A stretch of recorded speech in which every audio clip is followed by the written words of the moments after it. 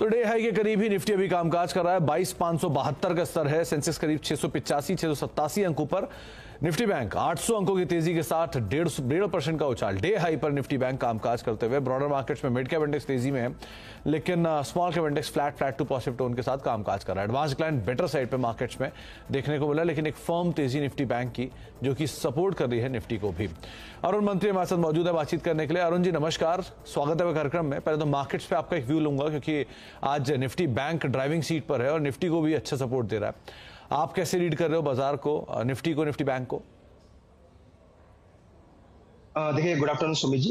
देखिए, overall Nifty bank Nifty दोनों ही bullish turn में है, इसमें कोई डाउट नहीं है। 22,500 के ऊपर निफ्टी कंटिन्यूअसली आज भी सस्टेन कर रहा है। तो हो सकता है जाते जाते 22,500 के जो कॉल राइटर्स है, जो इस वीकली कॉल राइटर्स की बात कर रहा हूँ, वो थोड़े प्रेशर में आते हुए नजर है और निफ्टी 22,600 620 तक एक रैली आज और एक्सटेंड करता हुआ नजर है। पर जहां तक टेक्निकल्स की बात है, 22,620 22,650 एक शॉर्ट टर्म हर्डल है, उसके ऊपर निकलेगा तो क्लियरली ऑल टाइम हाइस की तरफ हम जाते हुए नजर आ रहे हैं। तो Nifty clearly buy on dips है। 22,520 22,550 आता है तो वहां पे डेफिनेटली निफ्टी को लॉन्ग करना चाहिए। 22,450 का स्टॉप लॉस रहेगा और 22,650 22,700 ये दो टारगेट्स क्लियरली निफ्टी में नजर आ रहे हैं। अगेन सुमित जी, आपने सही कहा, बैंक निफ्टी आज ड्राइविंग सीट पे है। आईसीआईसीआई बैंक के रिजल्ट आने के बाद सभी प्राइवेट बैंक्स में अच्छी तेजी देखने को मिल रही है। इवन एचडीएफसी कंट्रीब्यूट करना शुरू कर दिया। तो मुझे लग रहा है ओवरऑल दोनों ही इंडेक्सेस अच्छे करने चाहिए। निफ्टी और बैंक निफ्टी दोनों में बाय ऑन डिप्स की सलाह रही। तो निफ्टी बैंक निफ्टी दोनों में बाय ऑन डिप्स की सलाह आपको आशीष जी दे रहे हैं, अरुण जी दे रहे हैं। अरुण सर, आपकी तरफ से अब इंडिविजुअल कॉल्स, कहां पर आप लॉन्ग हो? कोई शॉर्ट कॉल भी है क्या? मुझे शॉर्ट कॉल तो नहीं है, पर दोनों ही लॉन्ग साइड है। दोनों ही सेक्टर स्पेसिफिक मुझे लग रहा है दोनों काफी अच्छा करना चाहिए। एक तो ऑयल मार्केटिंग कंपनीज, आज तीनों ही ऑयल मार्केटिंग कंपनीज काफी अच्छा करता हुआ नजर आ रहा है। तो आईओसी में बाई करने की सलाह रहेगी। 177 के आसपास चल रहा है तो स्टॉक को बाई करें। 173 का स्टॉप लॉस लगाए। 188 190 तक के टारगेट्स मुझे लग रहा है आईओसी में शॉर्ट टर्म में देखने को मिल सकते हैं। सेकंड स्टॉक अगेन पीएफसी रहेगा। पीएफसी अभी तक चला नहीं है, पर मुझे लग रहा है ये स्टॉक अच्छे बेस फॉर्मेशन के बाद चलने के लिए तैयार है। 408 409 के पास बाई करें। 399 का स्टॉप लॉस रहेगा और 431 का टारगेट रहेगा। दोनों स्टॉक मुझे लग रहा है नेक्स्ट 4 से 5 दिन में अपने टारगेट की तरफ बढ़ सकते हैं।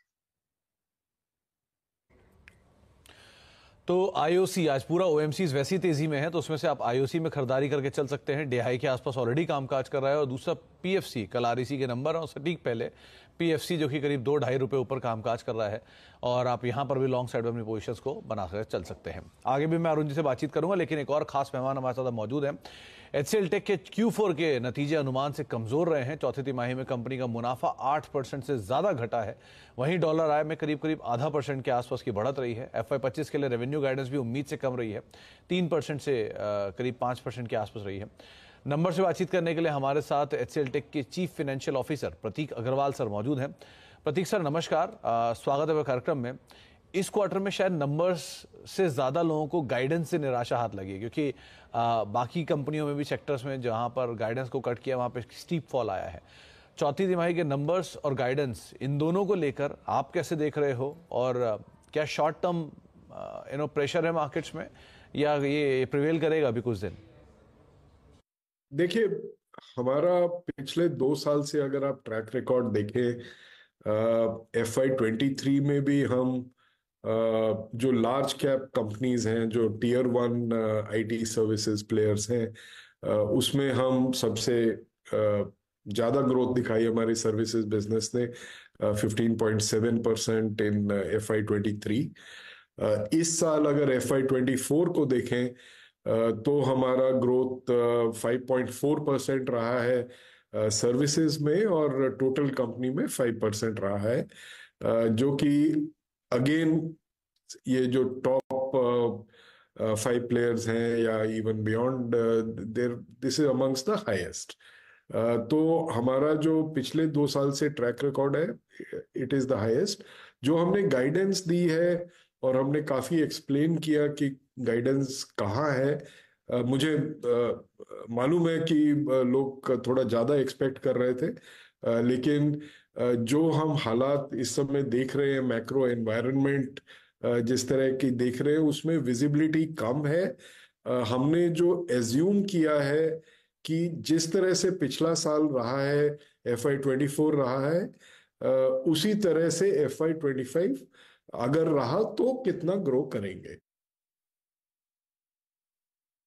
तो प्रतीक सर, एक चीज और, क्योंकि मार्जिन्स के ऊपर ये क्वार्टर में थोड़ा सा प्रेशर आता हुआ दिखाई पड़ा है। गोइंग फॉरवर्ड सिचुएशंस कैसी रहेंगी, क्योंकि इनपुट कॉस्ट को आप सेट ऑफ करोगे, मतलब एट्रिशन को लेकर या एम्प्लॉय कॉस्ट को लेकर क्या सिचुएशंस हैं अभी, क्या स्टेबल मान के चले उन्हें? जो मार्जिन ट्रेजेक्टरी है पिछले 3 साल से हमारा गाइडेंस सेम है, 18 से 19%। पिछले साल भी हमने 18.2% डिलीवर किया, उससे पिछले साल भी 18.2 था, और हमने वही कैरी फॉरवर्ड किया है 18 से 19%। तो मेरे ख्याल से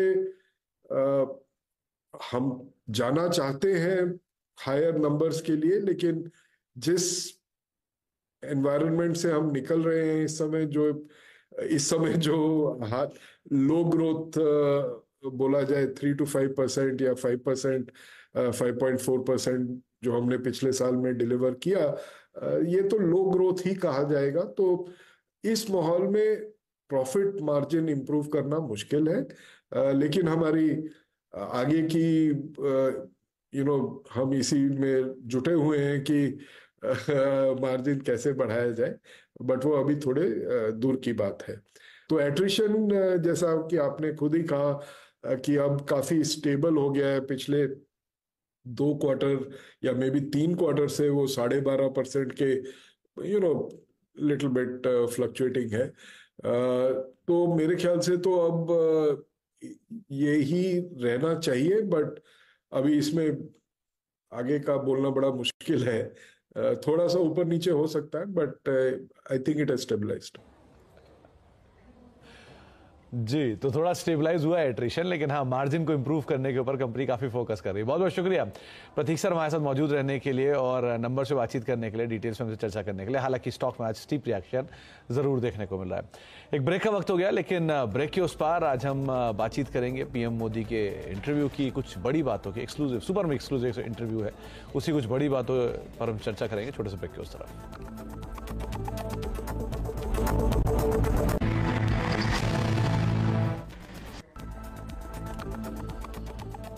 आप देख रहे हैं मीडिया मंत्रा और मार्केट्स डे हाई पर कामकाज करते हुए 790-800 अंकों की तेजी अब देखने को मिले निफ्टी बैंक में, और स्पेशली 2 मेजर कंट्रीब्यूटर आप लेकर आइए। एक है आईसीआईसीआई बैंक और दूसरा है टीसीएस। दोनों ही ऑलमोस्ट डे हाई के आसपास अब कामकाज कर रहे हैं। 4% की तेजी आईसीआईसीआई बैंक में और नए रिकॉर्ड स्तरों पर ट्रेड करता हुआ, और लाइकवाइज टीसीएस जहां पर भी खरीदारी अभी भी आई है और 1.5% ऊपर अब ये भी कामकाज कर रहा है। लेकिन अब एक और इंपॉर्टेंट और सुपर एक्सक्लूसिव इंटरव्यू, जहां पर चुनावी महासमर के बीच प्रधानमंत्री मोदी ने न्यूज 18 नेटवर्क को स्पेशल इंटरव्यू दिया है।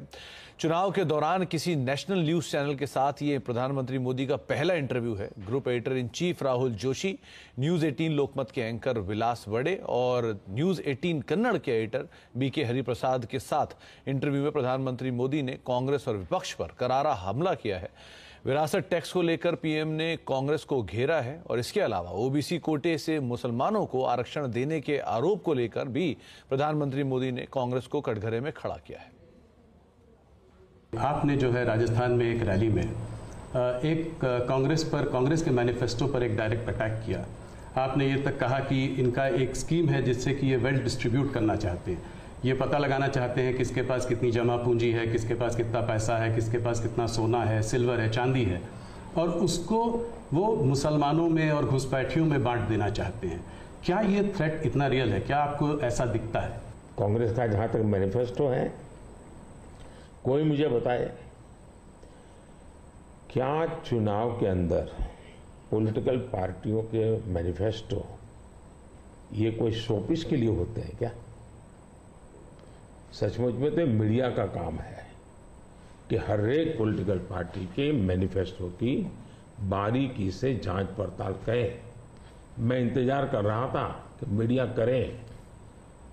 पहले दिन मैंने एक कमेंट तो कर दिया था जी, मैं कोई आज कर नहीं रहा जी, कि भाई मुझे मैनिफेस्टो देख करके लगता है कि इस पर पूरी तरह मुस्लिम लीग की छाप है।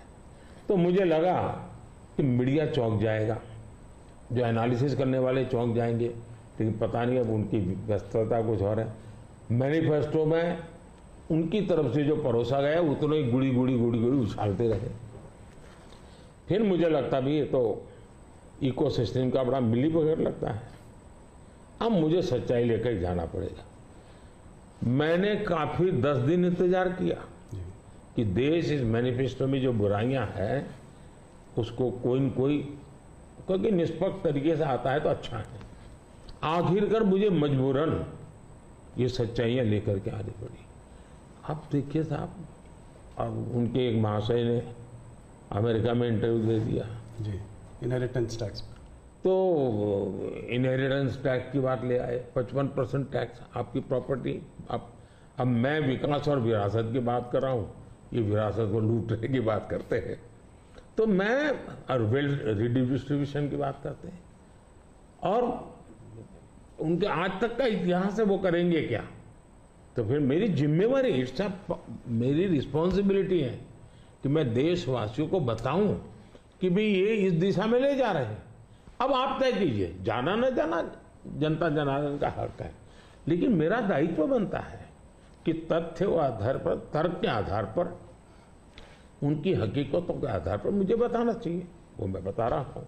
2006 का एक वीडियो जो वायरल हो रहा है जिसमें मनमोहन सिंह जी ने कहा है कि गरीब मुसलमानों का पहला अधिकार रिसोर्सेज पर है, ये उन्होंने साफ कहा है। आपने उसको मैनिफेस्टो में भी ये बात पॉइंट आउट की है कि ओबीसी रिजर्वेशन का जो है पार्ट लेकर वो मुसलमानों को दे देना चाहेंगे, और 2004 से 2014 के बीच में उन्होंने 4-5 बार ऐसा करने की कोशिश की भी है। अरे भाई, ये तो बड़ा इंटरेस्टिंग सवाल आपने पूछा है। जरा मेरा जवाब लंबा हो जाएगा, लेकिन देश के लिए मुझे बताना पड़ेगा। बताइए। आप कांग्रेस का इतिहास देख लीजिए। 90 के दशक से ये मांग उठी है देश में। समाज का एक बहुत बड़ा तबका है जिसको लगता था कि हमारे लिए कुछ होना चाहिए, उसके लिए आंदोलन हुए हैं। 90 से पहले कांग्रेस ने पूरी तरह इस बात को खारिज कर दिया, उसका विरोध किया, उसको दबाने की कोशिश की है। यानी 90 के पहले का उनका दशक है। फिर उनको जितनी भी कमीशन बने, जितनी कमेटियां बनाई, उसके भी रिपोर्ट्स ओबीसी के विचार के पक्ष में आने लगे। अब उनके सिफारिशों को भी वो नकारते रहे, रिजेक्ट करते रहे, दबाते रहे। 90 के दशक में उनको लगा कि भी अब इसको जरा उनकी वोट बैंक की राजनीति के अनुसार उसको टर्न दिया जाए। उन्होंने पहला पाप किया क्या? 90s के दशक में कर्नाटका में उन्होंने धर्म के आधार पर, आपको याद होगा, कर्नाटका में उन्होंने धर्म के आधार पर मुसलमानों को ओबीसी घोषित कर दिया। यानी देश के ओबीसी को नकारना, उस विचार को दबाना, उस विचार को रिजेक्ट करना, लेकिन राजनीति खातर मुसलमानों को ओबीसी घोषित कर देना। केंद्र से कांग्रेस गई, 2004 तक ये प्लान ठप रहा, उनका इरादा पक्का नहीं हुआ। 2004 में वो फिर आए, तो आते ही आंध्र में मुस्लिम को ओबीसी कोटा ये देना तय कर लिया। मामला कोर्ट में जाके उलझ गया। अब ओबीसी के 27% जो आरक्षण में मिला हुआ है, भारत की संसद ने दिया है, संविधान के मूलभूत भावना के प्रकाश में दिया है। 27% शहद लगाने की उन्होंने तैयारी कर दी, डाका डालने की कोशिश की। 2006 में नेशनल डेवलपमेंट काउंसिल की मीटिंग हुई थी, एनडीसी की। मनमोहन जी के बयान पर बहुत बड़ा हंगामा हो गया। 2 साल कांग्रेस पूरी चुप रही। 2009 के घोषणा पत्र में फिर से इसका जिक्र किया। 2011 में कैबिनेट नोट है इसका। 2011 के कैबिनेट नोट में ओबीसी के 27% हिस्सा डाका डाल करके उसमें से मुसलमानों को दे देना उन्होंने तय किया जी। 2012 यूपी चुनाव में भी उन्होंने इसकी एक असफल कोशिश की, फायदा नहीं हुआ। 2012 आंध्र हाईकोर्ट ने इसको रिजेक्ट कर दिया, रद्द कर दिया, कानूनी जजमेंट आ गया। एससी में गए, सुप्रीम कोर्ट में गए, वहां भी उनको कोई रिलीफ नहीं मिला। 2014 के घोषणा पत्र में भी धर्म के आधार पर आरक्षण की बात कही है, जबकि हिंदुस्तान का संविधान जब बना तब तो कोई आरएसएस वाले, बीजेपी वाले संविधान सभा में नहीं थे। बाबा साहब आम्बेडकर जैसे लोग बैठे थे, पंडित नेहरू जैसे बैठे थे, सरदार वल्लभ भाई बैठे थे, देश के कई महापुरुष बैठे थे। उन सब ने लंबे चिंतन के बाद तय किया था कि भारत जैसे देश में धर्म के आधार पर आरक्षण नहीं दिया जा सकता। 2024 के चुनाव में आप देख रहे हैं उनका मैनिफेस्टो, और मैंने कहा इस पर पूरी तरह मुस्लिम लीग की छाप है, यानी मुस्लिम लीगी नीतियां उन्होंने अपनाना शुरू किया। अब ये जो उन्होंने स्थितियां बनाई हैं, मुझे बताइए कि देश के लोगों को ये जिस प्रकार से संविधान की धज्जियां उड़ा रहे हैं, जिस प्रकार से लोग बाबा साहब आम्बेडकर को अपमानित करते हैं, एससी एसटी के आरक्षण पर भी खतरा, तलवार लटका देते हैं, ओबीसी का तो जीना मुश्किल कर देंगे। क्या मुझे देश की जनता को प्रशिक्षित करना चाहिए कि नहीं करना चाहिए? मैं सभी जो भी विद्वान लोग हैं, जो कलम के धनी हैं, जो निष्पक्ष हैं, उनका ये दायित्व बनता है कि ऐसे समय देश को वो एजुकेट करें, सही चीजें बताएं। तो आज रात 9 बजे आप ये mega super exclusive interview CNBC आवाज समेत न्यूज 18 नेटवर्क के सभी चैनलों पर देख सकते हैं, तो जुड़ना ना भूलिए और देखना ना भूलिए। इस बीच बैंक निफ्टी अपने नए रिकॉर्ड स्तरों पर करीब 49,062 के अब जोन्स पे कामकाज कर रहा है। 49,057 ये पुराना रिकॉर्ड था जिसको अभी बैंक निफ्टी ने तोड़ा है, और अब 49,062 के जोन्स पे नए शिखर पर बैंक निफ्टी कामकाज करता हुआ आपको दिखाई पड़ेगा। 2% की तेजी और पूरा कंट्रीब्यूशन इसमें आईसीआईसीआई बैंक, एक्सिस बैंक जैसे बैंक्स का आपको दिखेगा। एक बार जरा तमाम बैंक निफ्टी के कंट्रीब्यूटर लेकर आइए, क्योंकि 2% की तेजी या नए रिकॉर्ड स्तरों पर जो बैंक निफ्टी अभी कामकाज कर रहा है, इसमें आईसीआईसीआई बैंक करीब 4% की तेजी कंट्रीब्यूट करता हुआ